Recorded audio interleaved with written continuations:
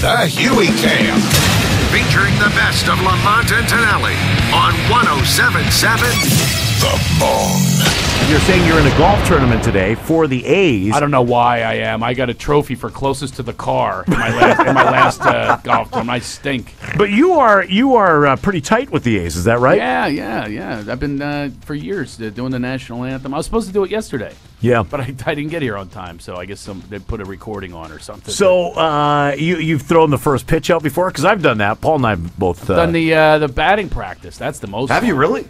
Oh, that's very cool. Oh, yeah, that freaks me. Did you beat anybody? As a matter of fact, many years ago, Jason Giambi, I used his bat, and I broke it. I felt really bad. And I still have the autograph bat. It says, "Hey, Love Master, next time take the donut off." You know that donut, the swing donut? Yeah. So, I still have the bat. Well, that's kind of cool. You've thrown first pitches before, right? Yeah, I did that. The worst was in front of the Yankee fans. I was actually Tampa Bay, which was all Yankee fans. Right. So my friend Carsey, he used to play for the A's also. Mm-hmm. Yeah. He goes, pitch like this, and he teaches me this the motion where I look like Dizzy Dean from the 30s or something. You know, like I got this big giant Juan Marichal kick and everything. So then I look over at the dugout, and he's there with, Giambi was there, and they were all lined up, and I realized he's playing me, the comedian. Oh, they're dicking with you. Yeah, exactly. Yeah. So halfway through the motion, I realized this. I wailed this thing so far over everyone's head. I think I beamed somebody in the stand. And they booed me out of the stadium. I didn't watch one inning of that game. So here I'm supposed to be, hey, I'm throwing out the first pitch, and I'm telling my friends, you should come and see this. I never even spoke to them since. Yeah. I threw out the first pitch in an A's game, and we're on the field with Joe Morgan. Yeah. Because they overbooked the first pitch. So we throw the first pitch, and then they do the official first pitch with Joe Morgan, Frank Robinson, and Willie Stargell. So we're on the field with these guys before the national anthem, and I look at Paul, I go, you know what? Wow. I will never have an opportunity like this again. So just before they start the national anthem, I go, hey, guys, do you mind signing this? Frank Robinson looks, no. He won't sign anything. No, he doesn't. Okay. He's kind of a jerk. Joe Morgan. No, he's my neighbor. Is he really? He really is. I never knew he was a jerk. I think he's mellowed out a little bit. But would not sign He's known for being surly. Oh, Bill Russell, though, I've golfed with him. He will definitely not sign. Is that right? Oh, you have a kid that get off a short bus, and he'll come up to him and he'll go, please, and he still won't sign it. I feel bad. I'm like, ask me. I'll sign it all day long. But nobody wants the comedian's autograph. Nobody cares. So then I go to Joe Morgan. Joe, would you sign it? He goes, yeah, sure. Takes the ball. Does a little deal here, and I'm looking at Paul, give him the thumbs up. Now, after he saw Frank Robinson turn me down, he won't ask, right? Yeah. So hey, Paul, look at this. I give Paul the ball. We're walking off the field, going up that tunnel off the field. I go, hey, Paul, give me my ball back. Well, he gives me a ball. It's got no signature on it. I go, come on, stop dicking with me. That's your ball. And he goes, no, that's the ball you gave me. So I go, come on, let me see yours. No signature on his, no signature on mine. Joe Morgan deked me. He went through the motions. He pretended he signed it and handed it back to me. He did the air writing? Yes. He air wrote it. Exactly. He air wrote it with like a millimeter off of the ball. And he knew he during took the time to national do that. anthem, yeah, he knew during the national anthem I wasn't going to look at it, and by the time I looked, he was gone. Wow. He gave me the autograph deke.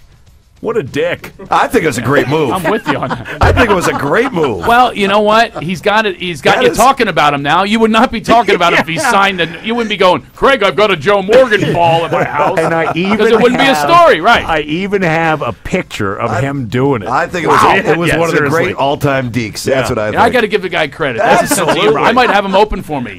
Tommy T's going to call him right now going, hey, I got an opening act for Shoemaker. I'll give you $200 and a steak. Joe Morgan. Joe Morgan's going to be opening for me, signing fake autographs. Hey, now, the last time we were talking to you, you were telling us a bit about Barney Fife. And has Barney Fife ever seen one of your shows? Well, actually, I've been imitating him for years. Don Knotts. Don Knotts. Yeah. And one time he's signing autographs, and he looks up at me, and he's older now, so this is how he talks. He goes, oh, it's you again, Mr. Impersonator. Do you do my signature, too? He, hands me the paper and goes, go ahead, do my signing there. No, the story I was going to tell that I think I told before, that Tommy insists I didn't tell. Uh-huh. is the Patrick Stewart story. Patrick Stewart. Okay. You know Patrick from Star Trek: The and, Next Generation. And also X-Men, right? Yeah, absolutely. The bald guy. You know? The bald actor. So we did this movie together. You can see the movie, by the way. It's pretty good. It's years ago. It's called Safe House, and I play like his best buddy. But now you understand, I'm a comedian. He's this regal Shakespearean actor. Right. Yeah. You know, he's doing Broadway. I'm at a steakhouse in Pleasanton. Okay, so let's just call it for what it is, right? And I got to be his best buddy, and we're acting together. This is his territory, his acting, right? Yeah. I mean, I'm an actor too, but not of his level. Yeah. So to break the ice, everybody goes, "Go do an impression of him. He'll love it." so I walk up to him. I go, "Make it so, number one." And he looks at me. "You're a dick. Make him go away. Remove him." And I kept doing it too. I couldn't stop. Once I learned that I could do the impression of him, he was nowhere around. It was like his day off. Yeah. And the cameraman goosed me. And I said, "I'm going to touch your pecker." Right? And all of a sudden, his bald head pops out of nowhere. He goes, "I heard that, Craig.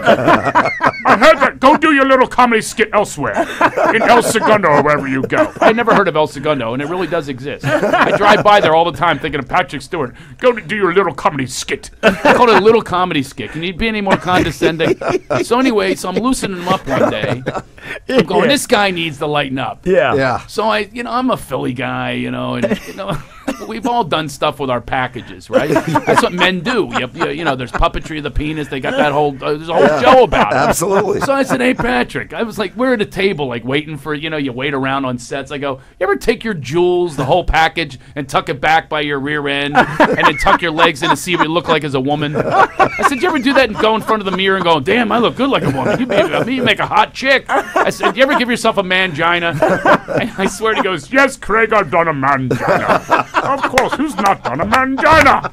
Which was great to loosen him up, right? This Shakespearean guy says he does a mangina. So that's not enough for me. I gotta go further. Right. Yeah. I go, "Would you ever do Rocket Man?" And he goes, "What's Rocket Man, Craig?" Very inquisitive he was. He wanted to know what Rocket Man was. Yes. I said, "Well, if you're circumcised, you take it and you tuck it back in.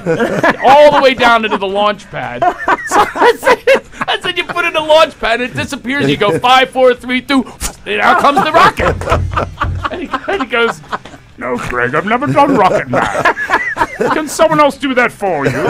Can they do the tucking in the launch for you, Craig? Let's go home and wrap it up and go home and do Rocket Man. Engage!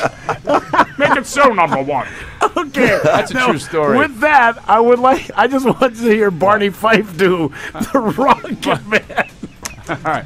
Well, we're tucking down here into the launch pad. The little pocket rocket disappeared. The turtle went back into the shell, and we're ready for the launch. 5, 4, 3, 2, boom! Look out, baby. The Love Master's going to poke your eye. That is spectacular. Craig Shoemaker playing Tommy T. Lamont and Tonelli. Weekday mornings 5 to 10 on 107.7 The Bone.